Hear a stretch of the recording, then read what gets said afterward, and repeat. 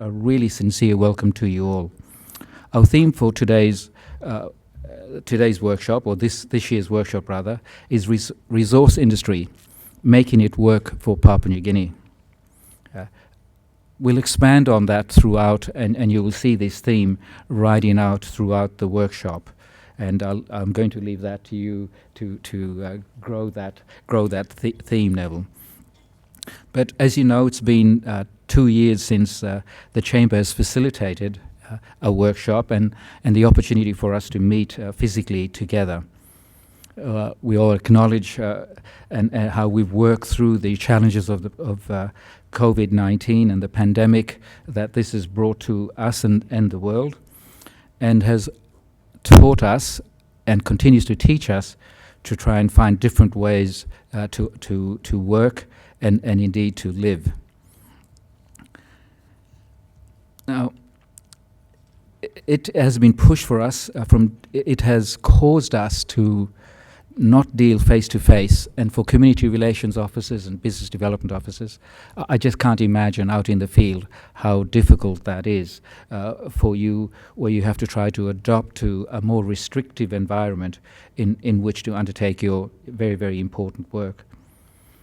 It's not an ideal situation, but I know many companies are working on their own protocols and processes in how to optimize and continue this ongoing work. Colleagues, if you're not fully vaccinated, I urge you all to consider being vaccinated. You protect yourself, your family, your co-workers, your communities, and you're going to contribute to working in a less restrained environment. If Papua New Guinea can achieve at least 80% vaccination, then I think we can look forward to moving forward with our economy. We all are aware of a lot of the vaccine hesitation, but I urge us to take leadership in this very, very important issue, to research it from trusted medical and health sources, and help us lead our country through this very, very difficult time in the history of our nation.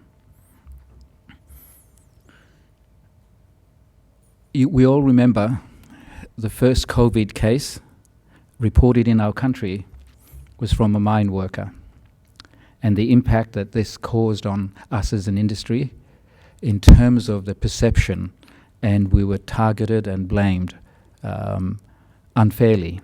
It would most definitely. So we worked hard to do that. Where you work is in isolated, sparsely populated communities, and if we inadvertently take, for example, the Delta variant, we'll decimate the communities. And this is something that we certainly as an industry, and you as employees and companies, is a massive responsibility that we need to work hard to ensure that we don't, and we're not responsible for bringing such a contagious disease and debilitating disease into our communities. This, ladies and gentlemen, is what keeps your managers awake each night. For our community affairs and business development officers, as we know, this presents a challenge, but I know the resilience that you have utilized to adapt in your day-to-day work. And indeed, we'll be keen to hear from you on your experiences and share those experiences so we can collectively learn from that. While we continue to be and work these challenges on the ground through the work of CA and BD, we continue to make that important impact onto our communities. One thing that is acknowledged and should be acknowledged more is the work that you all do, how we impact our communities, how we prepare them from start, exploration, through to development, through to production, and then prepare our communities for closure. It's a very, very important responsibility that you all have. Ladies and gentlemen, I'd like to draw our attention to the Chamber's strategic intent statement. This is a very important statement that seeks to guide us in the Chamber on how we do our work and how we communicate to our people. And it's a strategic intent statement that we've developed last year to help us take us through these challenging times. So let me share this with you. The strategic intent of the Chamber is to create an understanding of the importance of the industry, number one, and to build local expertise, to attract investment, and to empower Papua New Guinea to capture sustained nation-building benefits from its resources. It is important for us, and especially as we go towards 2022, to create this understanding on the importance of the industry. As you all know, we're under siege a lot publicly. So it's our responsibility to collectively, throughout the industry, work and build an understanding of the importance of the industry. To build local expertise. You'll hear a lot about this throughout. Some of our projects lead the country and lead the world in how we've worked with local expertise, not just within our own training and development programs, but also with our wider stakeholders. It's important to attract investment. Without foreign investment, we can't go anywhere. That's the truth. So it's very important for us to make sure that people understand. And this does not conflict at all with Papua New Guinean ownership, Papua New Guinean equity. We need to look at this as a partnership. We can't continue to use and continue to use in debate that we can rely on our super funds, NAS Fund and POSF. As a 63-year-old, soon to be retiring, I don't want NAS Fund to invest in high-risk petroleum exploration licenses. I don't want NAS Fund to invest in high-risk mining exploration. I'd like NAS Fund to leave that to other investors and to pick that up later, because I don't want my investment and my future retirement to be decimated in a poor decision. So it's personal to me, but it's important for us to understand that we need foreign direct investment. Other economies in our region and in the world rely on foreign direct investment. We need to make sure that we get that understanding about that partnership. An important part of our strategic intent is to empower Papua New Guinea. That's very, very important. That's a very, very important part of our intent. We are not adversaries. We are not the alternative government. We're not in the business of changing government. We're in the business of doing our business. But through work we do, we need to empower Papua New Guinea. We need to empower Papua New Guinea with facts, data, and facts based on proper research. When our nation makes that its default, then we will truly start to progress. And importantly, to capture sustained nation-building benefits from our natural resources. I was 18 in 1975, and those of us who grew up in that era understand and were taught about nation building. Nation building is not just a slogan. So many of us took it upon ourselves, our responsibility, to participate in nation building. And 45, 46 years after independence, this remains very, very important, that you in this room are engaged in real nation building so that our people can benefit from the resources that this country has been blessed with. To our community relations officers and our business development officers, your work reflects very much what this strategic intent stands for. You are at the front line, and we rely on you. You work to create that understanding amongst our project-impacted communities about our projects. You generate the knowledge for our people to adapt and understand what we bring, quite a foreign, quite a disruptive thing to their communities. And it's important that the term relationship, it's important that you forge these relationships, that you help our communities understand that and see the benefits from our country's resources.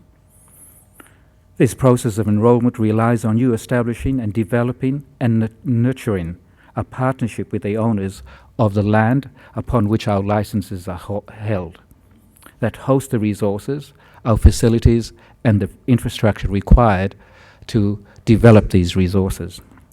So you are the front line, and I know many of you have heard this time and time again from your CEOs.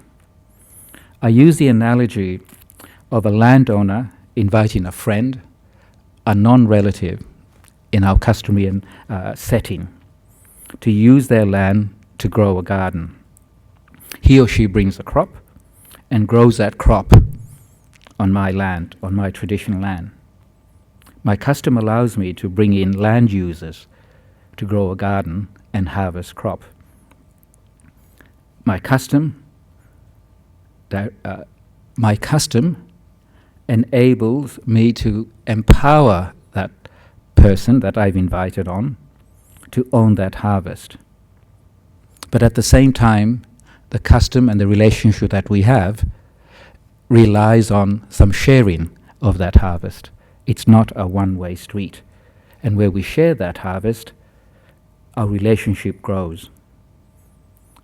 And as the landowner, the tenure I give to that person growing on my land is safety and protection. And I need to reinforce to my relatives that that person is on our family land, our clan land, with my permission and with my protection. But never in a customary environment do we relinquish ownership of that land. So some of us in our custom say to the people, don't plant coconut trees for us on the coast. Don't plant permanent trees. You plant what's in the ground, you harvest it, and you leave. And don't build a permanent house near your garden. You are there by invitation. But it's very important that we continue to respect that landowner, that poorly dressed person that comes to the gate of our project fence is actually the landowner. So it's the essence of the job that you do as community relations officers and the extension onto community business development officers. But I urge you all, community relations and business development, it's not a relationship that goes outside your fence. I urge you all to escalate and get that understanding upwards to your senior management, your directors, and those of international companies, so they understand this. They understand the temporary nature of our tenure. And we need to explain this to our people, our communities, our politicians, to have a greater understanding of that. I truly believe that it is our combined responsibilities to enhance the knowledge, all directions, to ensure this important conclusion, capturing sustained nation-building benefits from its natural resources. It is our responsibility to get that message across. And those of us in senior management, it's our responsibility to ensure that our colleagues, and our foreign colleagues particularly, fully understand this concept that we are guests on this land. And we work there with that social license with our community. Yes, we have a mining license. Yes, we have a petroleum license. But what's most important in Papua New Guinea is that social license. You in the room understand it better than I do here in my downtown Port Moresby office. Unfortunately, sometimes the work that you all do goes unnoticed, and perhaps we at head office fail to amplify the work that you do. And this here, I think, and the reason for this workshop is for us to get you that notice. The opportunity that we have a number of journalists in the room, members of the media, members of our public relations teams within our organizations. Use this opportunity where we've taken, and credit to yourself, Neville, in that bold step of having our community relations officers, business development officers, and media all in the same room. We're hoping that our outcome of this, one of the outcomes of this workshop, will be achieved when we build that relationship. And I urge the media to build relationships with key people. So when there's an issue across in a mine site or a petroleum site, pick the phone up and call. Get an understanding, real understanding of the issues on the ground, and please report closer to facts that are important. So we encourage you to do that and build those relationships. I think, Neville, you'll talk to our journalists about some of the protocols in what's stated here, and there are some aspects during the sessions that the media can report on, but there are some aspects of our workshop that we'd like to keep in-house and allow freedom for people to express themselves. I'll leave it to the experts. The program is a full program, ladies and gentlemen, and I'm not going to go through the whole program there. But we're going to start here with the privilege of listening to some of our distinguished state-owned enterprises and regulators. That's going to set the pace as we move throughout our program. Many of you will share and have amazing stories to tell, and I hope the time at this workshop ends where you'll be more informed, have a better appreciation of and admiration for the work that we all do, and then also an appreciation of some of the challenges and difficulties. This 2021 is just part of our history. The next phase into 2022 and the elections is just another phase of our history. We need to stop thinking in short-term 5-year terms and develop an understanding that the little contributions that we all do collectively work to build a nation going forward. So in 2025 we celebrate 50 years as an independent country. And we continue to work that. It's not the end of the journey, it's a very small part of that journey. We hope that an independent nation continues for hundreds of years going forward. So we're still a very, very young nation. Important we understand that, and important that we start to take and embed in our people a longer perspective, and that these little gaps, then these milestones called elections, are only a blip in this long history of Papua New Guinea and this long job of building a sovereign nation called Papua New Guinea. Thank you very much. I once again welcome you all to Port Moresby, welcome you to the Hilton Hotel, take opportunity to pay homage to the traditional landowners here, who are the Motuan people, and then on the periphery, the Koitabu people, different people. Sometimes we say Motu Koitabu, quite distinct ethnic and language groups. So we respect the people. We respect as we're guests here, and then we also take time to admire the foresight and vision of MRDC, and for this investment, where we can enjoy international class hotel facilities owned by our landowners, Papua New Guinea, who truly are taking benefit of their resources. Thank you, and have a great conference, ladies and gentlemen.